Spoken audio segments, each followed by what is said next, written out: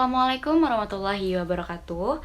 Perkenalkan, nama saya Selvia Putri dan rekan saya bernama Naila Syahlautfiah. Kami dari Universitas Negeri Malang. Kami dari kelompok Seila. Di sini saya akan menjelaskan sedikit tentang media yang kami gunakan dengan judul Bullying Dianggap Biasa, Kreativitas Binasa. Oke, kami memakai media infografis dan di sini saya akan menjelaskan sedikit tentang pendahuluan dan sebagainya. Pendahuluannya pasti kalian berpikir apa sih, bagi yang sudah tahu ya bagus, tapi bagi yang belum tahu apa sih bullying itu.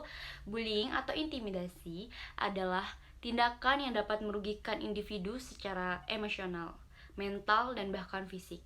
Selain itu, bullying juga dapat menghambat perkembangan kreativitas seseorang. Terus kita sempat berpikir, apa sih kreativitas itu? Kreativitas adalah aset berharga bangsa yang harus dijaga dan dilestarikan. Namun, perilaku bullying dapat menjadi penghalang bagi seseorang untuk mengekspresikan kreativitasnya dengan bebas. Selanjutnya ada tujuan.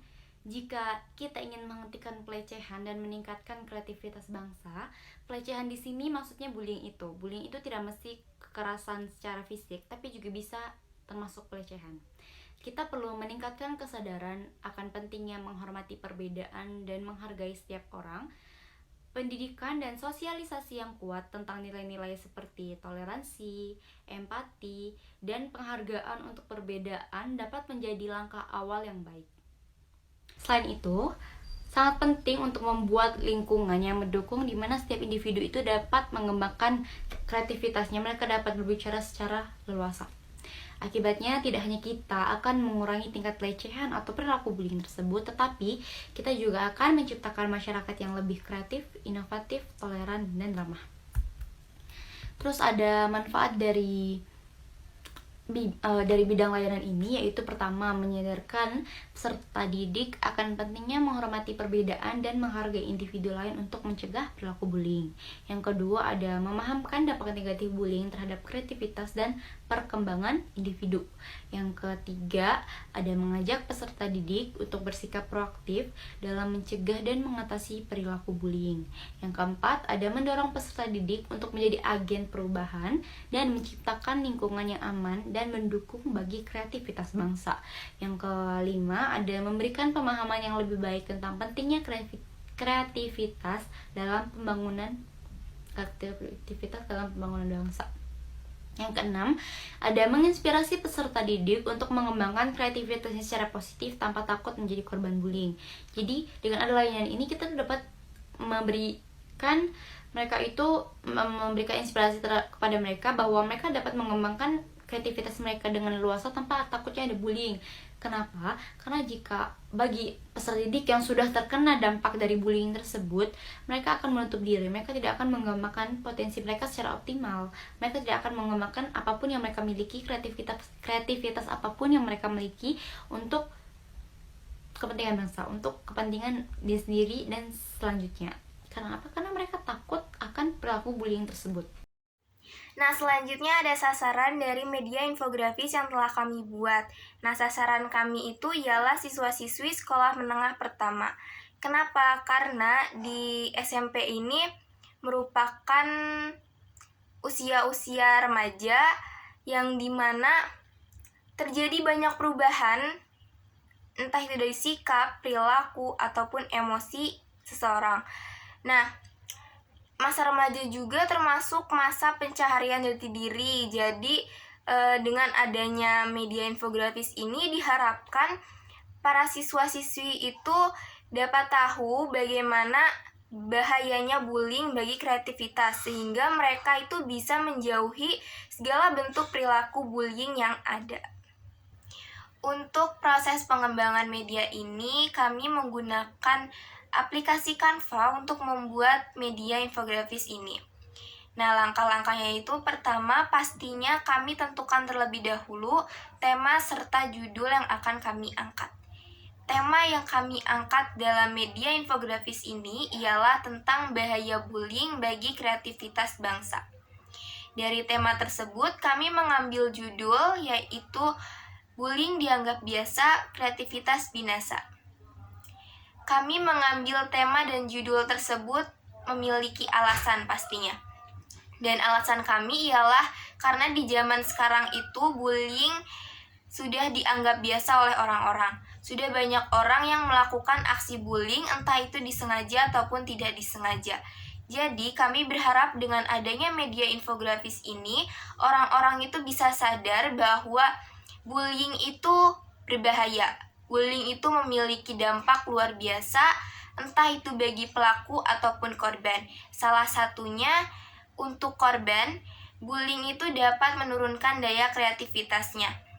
Jadi dengan adanya media infografis ini, kami berharap agar orang-orang itu dapat menghindari perilaku bullying, entah itu dalam bentuk apapun. Karena kami sudah menentukan tema dan judul, kami pun mencari materi yang sesuai dengan tema yang kami ambil. Nah, kami itu mencari-cari bahan materi dari buku, internet, ataupun sumber-sumber lainnya. Jika sudah mencari materi, kami pun merancang konsep infografis yang akan kami buat. Jadi, sebelum mendesain dan membuatnya langsung, kami itu rancang dulu konsepnya seperti apa. Jadi, kayak kami itu memilih terlebih dahulu nanti kami akan mengambil warna apa, elemen-elemen yang akan tercantumkan itu elemen apa saja, dan lain sebagainya. Jika sudah merancang, kami pun lanjut mendesain infografis tersebut dengan menambahkan elemen-elemen, kemudian memasukkan warna-warna ataupun teks-teks yang diperlukan, dan lain sebagainya. Nah, jika sudah, kami pun memasukkan materi-materi yang telah disiapkan sebelumnya. Namun sebelum itu, kami juga sudah mengambil inti-intinya saja dari materi tersebut dan membuatnya dalam kalimat sederhana agar siswa-siswa SMP itu dapat mengerti dengan apa yang ingin kami sampaikan dari infografis tersebut. Selanjutnya kami pun mengatur tata letak dan mereview secara keseluruhan. Kami mengatur tata letaknya, apakah ini sudah benar di sini, apakah ada yang perlu diganti atau dan lain sebagainya. Dan kami pun mereview apakah itu sudah bagus dan sudah cocok untuk nanti dipublikasikan ke anak-anak SMP. Jika sudah cocok dan sudah bagus, itu kami lanjut menyimpan infografis tersebut dan kemudian mempublikasikan kepada siswa-siswi SMP. Nah, selanjutnya ada kelebihan dari media infografis yang telah kami buat. Nah, menurut kami itu ada 6 kelebihan dari media infografis yang telah kami buat. Yang pertama itu, media infografis kami itu dapat mudah dipahami oleh siswa-siswi SMP karena media infografis kami ini menggunakan bahasa yang dapat dipahami, dapat dimengerti oleh siswa-siswi SMP. Selanjutnya juga dapat meningkatkan daya ingat, kemudian dapat menarik perhatian juga karena menurut kami media infografis kami ini cukup unik dan bagus untuk dijadikan media infografis layanan BK di sekolah SMP. Selanjutnya juga untuk dapat memudahkan perbandingan, dapat menghemat waktu juga karena media infografis ini terbilang mudah untuk membuatnya, jadi tidak memerlukan waktu banyak untuk membuat dan menyelesaikan media infografis ini. Selanjutnya yang terakhir itu mudah disebarluaskan karena karena membuatnya itu melalui aplikasi, kita itu bisa mempublikasikan itu lewat online ataupun offline. Nah, kalau misalnya online kita tinggal menguploadnya saja ke Instagram, Twitter, TikTok, dan sosial media lainnya ataupun web lainnya untuk dibaca oleh siswa-siswi SMP atau halayak luas. Nah, kalau misalnya secara offline itu bisa di print kemudian ditempel di majalah dinding, di tempat-tempat yang dapat memudahkan siswa-siswi itu membaca media infografis kami. Nah, mungkin itu saja penjelasan dari kami, dan selanjutnya ada hasil akhir dari media infografis yang telah kami buat. Terima kasih telah menyaksikan. Kurang lebihnya kami mohon maaf. Wassalamualaikum warahmatullahi wabarakatuh.